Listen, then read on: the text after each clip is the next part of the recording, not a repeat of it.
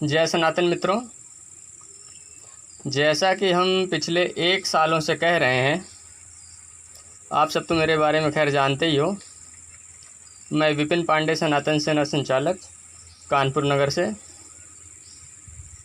पिछले 1 सालों से हम कहते आ रहे हैं कि आरएसएस ये रॉयल सिक्योरिटी सर्विसेज है, जिसने हमारे क्रांतिकारी भाइयों और पूर्वजों की गुप्तचरी की और अंग्रेज़ों के द्वारा स्थापित इसी गुप्तचरी को करने के लिए बनाई गई संस्थान है। और आप आज उसका प्रमाण खुद देखिए कि आरएसएस के गुप्तचर प्रधानमंत्री और गृह मंत्री के पदों पर पहुंच करके अपने कर्म और हरकतों से बाज नहीं आ रहे हैं। वो तो रंग दिखता ही है, जिसके जैसे कर्म होते हैं वो कहीं ना कहीं जा कर के वो दिखता ही है। ये पूरे देश के वरिष्ठ लोगों के निजी गतिविधियों पर गुप्तचरी करा रहे हैं। कौन क्या कर रहा है, किसकी क्या तैयारी है, किसकी क्या प्लानिंग है, उसकी काट हमें किस तरह से प्रस्तुत करनी है, इन सब कार्यों के लिए आरएसएस के 2 गुप्तचर, प्रधानमंत्री पद पर बैठा हुआ नरेंद्र मोदी और गृह मंत्री पद पर बैठा हुआ अमित शाह, ये दोनों कर रहे हैं गुप्तचरी और करवा रहे हैं। देश के इनके विश्वास पात्र कोई नहीं है, कोई भी इंटेलिजेंस डिपार्टमेंट इनका विश्वास पात्र नहीं है जो लोगों की गुप्तचरी कर सकें। कभी भी उनमें देशभक्ति जग सकती है और वो इनके मामले का भंडाफोड़ कर सकते हैं। इसलिए इन्होंने विदेशी कंपनी को गुप्तचरी करने के लिए जो है हायर किया और लगभग एक व्यक्ति पर अब तक पिछले 6.5-7 सालों के अंदर में, जब भी इन्होंने गुप्तचरी की तैयारी की पिछले 3-4 सालों के आसपास में, तब से अब तक एक व्यक्ति के ऊपर गुप्तचरी कराने का खर्चा लगभग 1.25 करोड़ रुपए से ज़्यादा का बैठ चुका है। उसमें हम भी हो सकते हैं।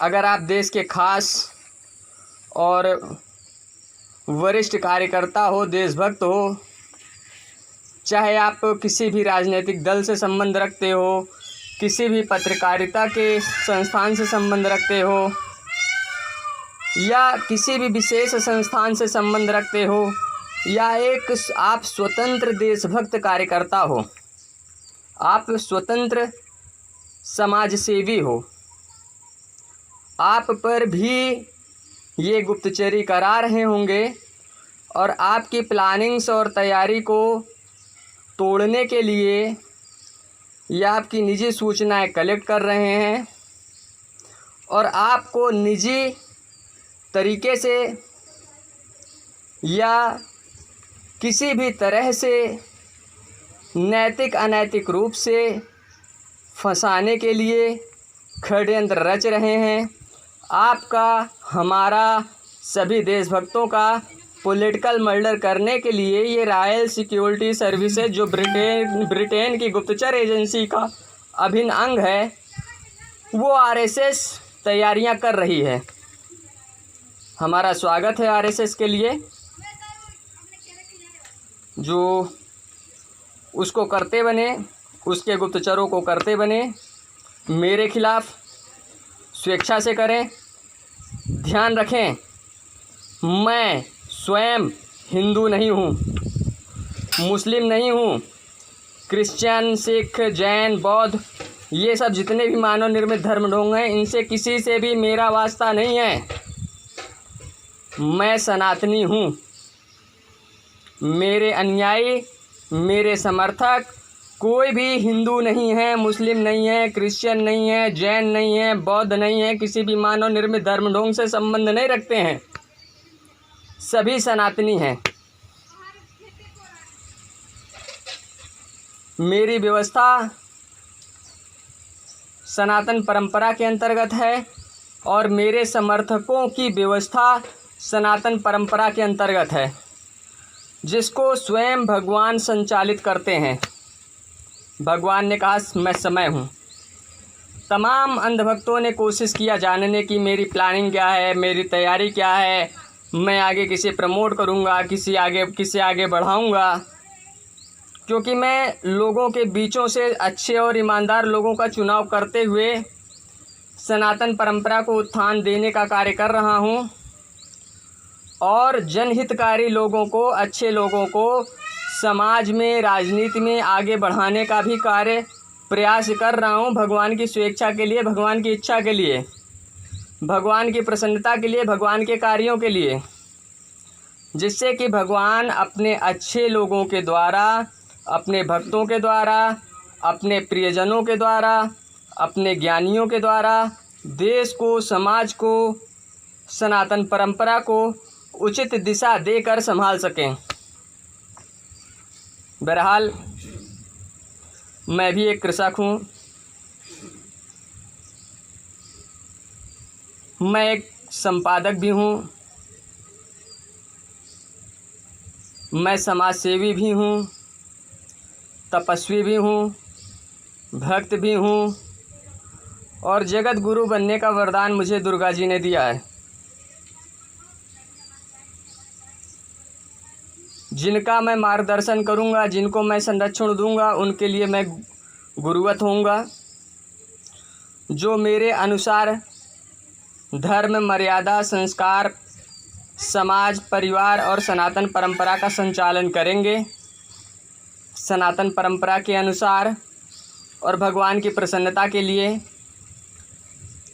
जो मर्यादित होंगे, बस वही मेरे अपने मित्र, शिष्य या कुटुंबीजन होंगे। इसके अलावा मुझे किसी से भी मतलब नहीं है। ये आज मैं पिछले 1.25 साल, 1.5 साल से घोषित करता आ रहा हूँ और पिछले 1 साल से घोषित करता आ रहा हूँ, प्रमाणित करता आ रहा हूँ कि रॉयल सिक्योरिटी सर्विसेज का अभिन्न अंग है आरएसएस, और इसने किस तरह से अपने जाल में पूरे देश को फंसा करके रखा है, देश के भोले भाले नागरिकों को फंसा करके रखा है। किस तरह से अंग्रेज़ों ने जो भारतीय संविधान में भारत के मूल सनातनी निवासियों को हिंदू घोषित करके, उन पर हिंदू लात थोप करके, हिंदुइज्म का जामा पहना करके किस तरह से सनातन परंपरा का नाश करने का षड्यंत्र किया, इसको भी मैं प्रमाणित करता चला आ रहा हूँ पिछले 1 सालों से। आरएसएस यानी रॉयल सिक्योरिटी सर्विसेज का जो अभिन्न अंग है भारत में, जिसने हमारे क्रांतिकारियों की गुप्तचरी की, देश के विभिन्न वरिष्ठ जनों की आज भी गुप्तचरी कर रहा है, देश के विभिन्न गुप्त विभागों और संस्थानों की गुप्तचरी कर रहा है और करा रहा है। इसका प्रमाण देश के प्रधानमंत्री और गृह मंत्री पद पर पहुंचे इनके गुप्तचरों के माध्यम से पूरे देश को पुनः प्रमाणित हो गया है कि यह एक गुप्तचर संस्थान है जो रॉयल सिक्योरिटी सर्विसेज का अभिन्न अंग है। एक पुरानी कहावत है, हाथ कंगन को आरसी क्या, पढ़े लिखे को फारसी क्या। सब कुछ सामने प्रमाणित है, आप भी देख रहे हो, हम भी देख रहे हैं। किसी अन्य प्रमाण की आवश्यकता नहीं है। हमें, हम सबको, सभी सनातनी बंधुओं को, सभी भारतवर्ष के सनातन नागरिकों को सनातन परंपरा के अनुसार रहते हुए, करने योग्य कर्म को करते हुए, धर्म जो मानवता का है, सामाजिकता का है, उसका पालन करते हुए,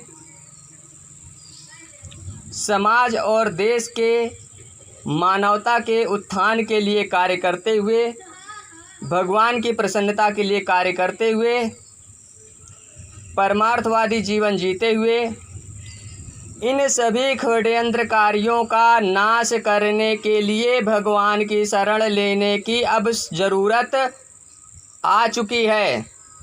हिंदुइज्म के ढोंग से निकल करके, मुस्लिम के ढोंग से निकल करके, क्रिश्चियनिटी के ढोंग से निकल करके, बौद्धिज्म के ढोंग से निकल करके, ये जितने भी मानव निर्मित धर्म ढोंग हैं, इनसे निकल करके मूल ईश्वरीय सत्ता जो अखिल ब्रह्मांड को चला रही है, उसकी प्रकृति और उसकी शरण में होने की आवश्यकता अब आ चुकी है। क्योंकि प्राकृतिक आपदाओं का समय चल रहा है। जो भगवान और भगवती यानी भगवान और प्रकृति की शरण में होंगे, भगवान और प्रकृति जो भगवान की ही शक्ति है, अभिन्न अंग है। अर्धनारीश्वर स्वरूप में भगवान पुरुष स्वरूप और प्रकृति स्त्री स्वरूप स्थित है। उस अर्धनारीश्वर स्वरूप की शरण लेते हुए हमें संपूर्ण विश्व के षड्यंत्रों को खत्म करने के लिए सनातन परंपरा का अनुसरण सभी मानव निर्मित धर्म ढोंगों को त्याग कर करना होगा। आप सब समझदार हो, जानकार हो, अपनी अंतर चेतना को जगाइए, किसी दूसरे के बहकावे में मत आइए। मेरी भी बातें यदि आपको सही लगे तो ही उनका अनुकरण कीजिए, अन्यथा मेरी भी बातों का अनुकरण करने की कोई आवश्यकता नहीं है। वो परम सत्ता, परमपिता परमेश्वर, वो प्रकृति सबके अंदर व्याप्त है। आप उसकी शरण ले करके उससे बुद्धि योग मांगिए, सद्मार्ग मांगिए, कर्तव्य पालन के लिए, अपने निज धर्म के पालन के लिए, जो संबंधों के कर्तव्यों का निर्वहन करने की शक्ति है, उसको मर्यादित तरह से संचालित करने के लिए, कृपा प्राप्त करने के लिए आप उस परम सत्ता अर्धनारीश्वर स्वरूप की शरण लीजिए और उसी से बुद्धि योग मांगिए। भगवद गीता के अध्याय 2 में भगवान ने कहा है, आत्मा सनातन है, यानी कि सनातन परंपरा का एक अंग आत्मा भी है। ये सृष्टि सनातन है। दिन और रात्रि की तरह स्वरूप बदलते रहते हैं विभिन्न परिस्थितियों, विभिन्न स्थानों पर। जैसे ऊर्जा अपना स्वरूप बदलती है, द्रव्यमान ऊर्जा में बदल जाता है और ऊर्जा द्रव्यमान में बदल जाती है। आइंस्टीन के द्रव्यमान ऊर्जा समीकरण E = mc² के अनुसार। ठीक उसी तरह से संपूर्ण प्रकृति में परिवर्तन हो सकता है, लेकिन सब कुछ चिरस्थायी है। एक ही प्रकृति, एक ही परम सत्ता के द्वारा जब हम उसकी शरण में रहेंगे, उसके अनुसार चलेंगे, तो वो बुद्धि योग हमें देगा। यह बात भी भगवद गीता के अध्याय 2 में कहा है। भगवान ने कहा है कि बुद्धि योग मैं ही देता हूँ, किसी अन्य से बुद्धि लेने की आवश्यकता नहीं है। आपके अंतर चेतना में वो खुद है, आप उसकी शरण लीजिए, उसके अनुसार चलिए, सद्मार्गों का अनुसरण कीजिए, सद्कार्यों को करिए, परमार्थ कीजिए, सकारात्मकता में चलिए, नकारात्मकता का त्याग कीजिए, अभय रहिए, भय का त्याग कीजिए। ये जो हिंदू मुस्लिम का भय दिखाते हैं, उस भय का त्याग कीजिए, सनातन परंपरा के अनुसार अभय हो जाइए और मानवता को लेकर के चलिए। सभी मानव निर्मित धर्म ढोंगों का त्याग करके चलिए। आप जिस सत्ता के अनुसार चलोगे, आप परम सत्ता के अनुसार चलोगे, भगवान की सत्ता के अनुसार चलोगे, तो आपको अपने संरक्षण में अपने नियमानुसार लेकर के चलेगा। आप उसके नियमानुसार चल करके देखिए, तभी आपको उसकी कृपा की अनुभूति होगी, अन्यथा आपको उसकी कृपा की अनुभूति नहीं होगी। जैसे वाहन की आप सवारी करोगे, उसी वाहन के अनुभवों की प्राप्ति आपको होगी। ठीक उसी तरह से आप अगर प्राकृतिक सत्ता को पर आरूढ़ होकर के चलोगे, तो ही आपको प्राकृतिक सत्ता का अनुभव होगा। नहीं तो अगर हिंदुइज्म के वाहन को आप सवार होकर के उस पर चलोगे, तो आपको हिंदुइज्म का यानी भारतीय संविधान का अनुभव होगा, उसके कानूनों का अनुभव होगा। आप मुस्लिम के कानून को लेकर के चलेंगे तो आपको उसके कानूनों का अनुभव होगा। यथा तरीके से जिस भी कानून के अंतर्गत आप चलोगे, उसी कानून का आपको अनुभव होगा, अन्यथा आपको अन्य किसी कानून का अनुभव, ज्ञान, समझ नहीं प्राप्त होगा। और ऐसी अवस्था पर ही अगर आप प्राकृतिक सत्ता का अनुसरण करके नहीं चलते हो, उसके नियमों कानूनों के अनुसार नहीं चलते हो, तो ये मानव निर्मित धर्म ढोंग आपसे अंधभक्ति कराते हुए आपका शोषण करते हुए आपका और आपकी पीढ़ियों का नाश करने के लिए बराबर लगे हुए हैं और लगे रहेंगे और आपसे हमेशा गुलामी कराते रहेंगे, तब तक जब तक आपका कुल परंपरा सहित नाश नहीं हो जाता है, तब तक ये आपका शोषण करते रहेंगे, क्योंकि इनका तो कार्य ही यही है, गुलामी कराना और शोषण करना। अब हमें आपको ज़रूरत आन पड़ी है कि जितने भी प्रकार के गुप्तचर संस्थान हैं, इनके ट्रैप यानी इनके जाल से हम लोग बाहर आएं और देश में अच्छे सम्माननीय ईमान और धर्म वाले लोगों को राजसत्ता में लाएं। उन्हें मत करें, उन्हें निर्दलीय लेकर के चलें, किसी भी राजनीतिक दलों के षड्यंत्र में ना फंसें, क्योंकि यह राजनीतिक दलों का षड्यंत्र भी भारतीय संविधान के माध्यम से अंग्रेज़ों के द्वारा ही बनाया गया है।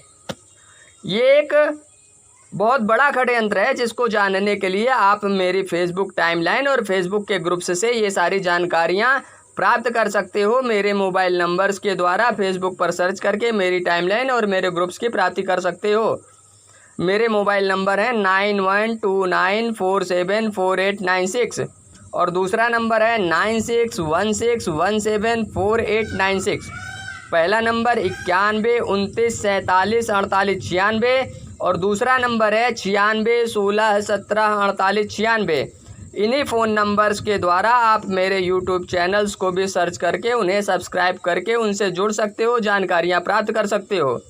अगर आप इस वीडियो को व्हाट्सएप पर देख रहे हो तो नीले लिंक को टच करके आप सीधे हमारे यूट्यूब चैनल को सब्सक्राइब कीजिए और सनातन परंपरा को बढ़ाने के लिए अपना योगदान दीजिए और इन सभी मानव निर्मित धर्म ढोंगों और राजनीतिक दलों के षड्यंत्र से बाहर आ करके ईमानदार और अच्छे प्रत्याशियों को निर्दलीय स्वरूप में उतारते हुए, निर्दलीय उम्मीदवार के रूप में जिताते हुए उनको आगे लेकर के चलिए और इस तरह से तब आपका जनमत कहलाएगा।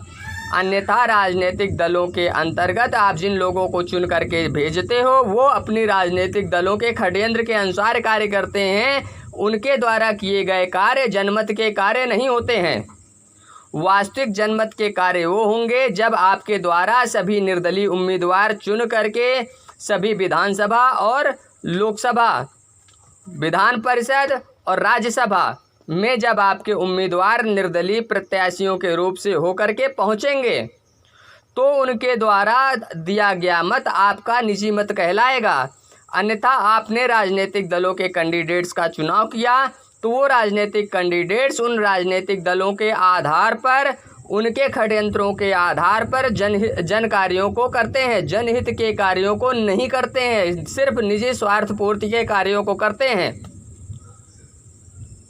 आप स्वतंत्र तौर से अपनी स्वतंत्रता को पूर्ण स्वतंत्रता बनाने के लिए सनातन परंपरा के अनुसार चलिए, निर्दलीय प्रत्याशी चुनिए, जनहितकारी और अच्छे प्रत्याशियों को चुनिए जो आपके क्षेत्र के प्रतिष्ठित, ईमानदार और बुजुर्ग हों, जिन्हें भौतिकता से मोह खत्म हो गया हो, वो केवल अपना कर्तव्य पालन ईश्वर की प्रसन्नता के लिए जनहित के कार्यों को करने वाले हों।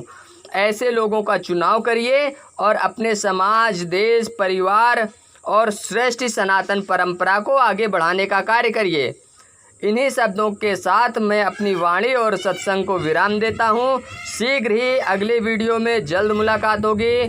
जय सनातन, जय माँ भारती, जय हिंद, जय भारत, जय जवान, जय किसान, जय माँ भारती।